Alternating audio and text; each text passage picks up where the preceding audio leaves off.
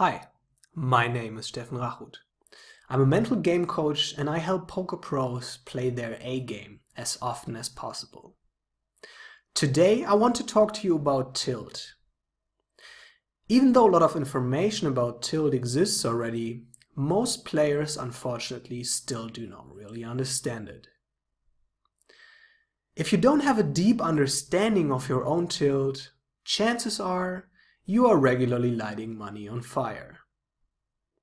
But don't worry, I got you. In this short video, I'm going to explain tilt to you in a way that you most likely haven't heard before. I also promise you that by the end of this video, you'll say, "Now I get it." Even better, after having watched this video, you'll have strategies in place that you can implement immediately, so that you can reduce your own tilt right away. So pay good attention. Your brain on tilt. The first thing you have to understand is that your brain has different parts, and each part of your brain has different tasks. And during tilt, two parts of your brain play an important role.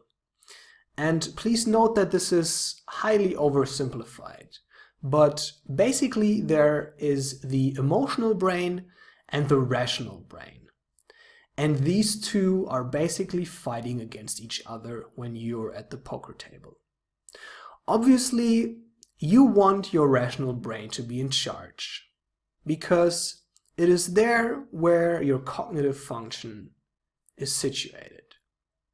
Now, your emotional brain, on the other hand, is the evolutionarily older part, meaning it has been developed much earlier than the rational part. It also reacts faster, and it is the feeling part of your brain, meaning that in the emotional part of your brain, your emotions are processed. On the other hand, the rational brain is, from an evolutionary perspective, the much younger part. In other words, it's kind of been the latest acquisition in terms of the evolution of our brain. It also reacts much slower than the emotional brain. And it is the thinking part of your brain. In other words, the rational part of your brain processes your thoughts and all your cognitions. What you understand is that during tilt, this happens to your brain. Unfortunately, a shift takes place and your emotional brain takes over. See, there's always only a limited amount of energy that our brain is functioning on. And during tilt, in the moments where you feel highly emotional, your emotional brain sucks up all of this energy. And as you can see in this image, the emotional brain is there for you to detect threats. This is also the reason why it reacts much faster. Because in prehistoric times, when there was an actual threat, you needed to be able to react really fast without thinking about it first. So evolutionary there, our brain has learned to rely on the signal function of our emotional brain. And if our brain detects any kind of threat, it reacts via the emotional brain. And the emotional brain unfortunately cannot really distinguish between a real threat, such as a saber-toothed tiger in prehistoric times, or, for example, an emotional threat that is present at the poker table that makes us go on tilt. And this is actually the reason why you can actually feel tilt. You can't think clearly anymore, your brain feels foggy, you become agitated. Maybe you notice sweaty palms or blood flooding your head. Now, the key to beating tilt is to learn to divert your attention and energy towards your rational brain. And you can do all of this consciously. This is a learnable skill. All you have to do is train your brain. In fact, most elite athletes already do this in one way or another. Now, you're probably wondering, well, how do I train my brain? Glad you asked. Here's how you train your brain not to tilt anymore. First of all, accept the fact that you will have emotions during your poker sessions. Emotions are not the enemy. Rather, it's about not letting your emotions determine your actions at the table. Because that's what tilt really is. It's you making a bad play because your emotional brain is in the driver's seat. In essence, you want to learn to strengthen your rational brain. And the easiest way to do so is to engage in regular mindfulness exercises. Studies have shown time and again that mindfulness reduces anxiety and stress, it improves concentration, and it helps regulate emotions. I know this may still sound a little strange to you, but please, let me explain. Mindfulness teaches you how to willfully pay attention to the right things. In your case, it teaches you how to pay attention to what's going on at the table and not give in to your emotions. That's step 2. Learn to regulate attention. With practice, you are going to learn how to shift your focus effortlessly from any negative emotions to making rational decisions at the table.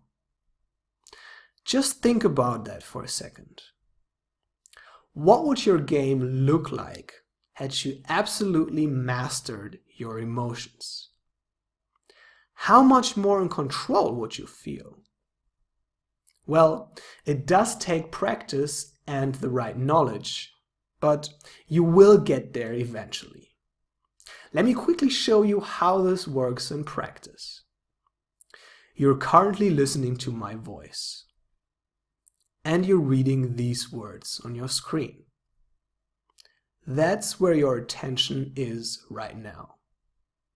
If I now tell you to focus on how your body feels at this very moment, your feet, your back, your attention probably shifted.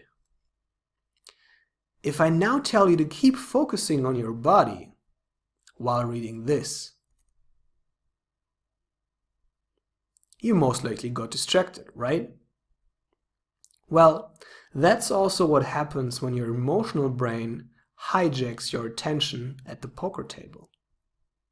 It's really that simple. The good news is that with regular mindfulness practice, you can learn to focus despite your emotional brain charging at you. The simplest way to do so is to learn to observe your breath every day for just 5 minutes, doing nothing else but watching your breath. Now, chances are you will get distracted very quickly by thoughts, emotions, and physical sensations. Depending on how much training you have, they actually might fairly easily take away your attention. Just remember, that's tilt robbing your attention at the table.